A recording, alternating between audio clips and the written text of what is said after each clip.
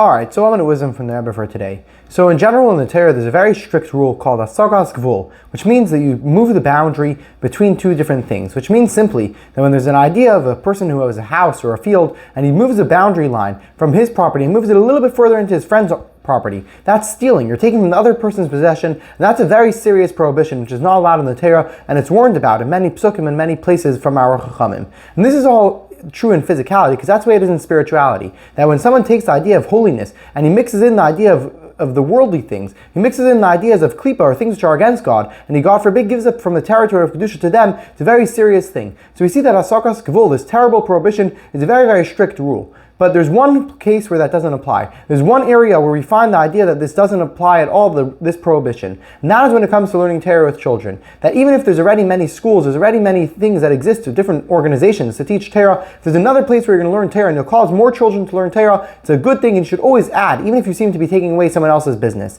The main thing is that we should add in learning of the Torah. As the Rambam says, that the point of this rule is Yagdil Torah v'Yadir, the Torah should grow and grow. Now seemingly you can ask, this is called making Torah grow? Maybe someone should want to make Torah grow, should sit down and learn, should accomplish so much, you can learn so many deep things. Says the Rambam, says the Torah, no. The main thing is that another child should learn Torah. If they're learning Torah, that's called the Torah is growing. That's called the success of Torah. And this is also true no matter what, even if it seems to be the smallest of things. As the Gemara tells us that the whole world exists because of the merit of the children who are learning Torah. Even though Abaye asked Rava, seemingly how could that be? What about us learning? He said it's not the same. By a child learning Torah, that's the most important thing, and that's what gives the existence to the entire world. And this teaches us a very important lesson for us as well. Someone might think, why should I learn Aleph Beis with children? Why should I deal with these small little things of learning? I can accomplish so much more. I can become a gadol in Torah, who's able to learn so much deeper things, make Yagdil Torah v'Yadir in a real way. Says the Torah, no. Meirasha Kilas Yaakov, it's an inheritance, which is to everyone equally. Even learning Torah with a child is able to bring down this idea of Yagdil Torah v'Yadir in such a real way.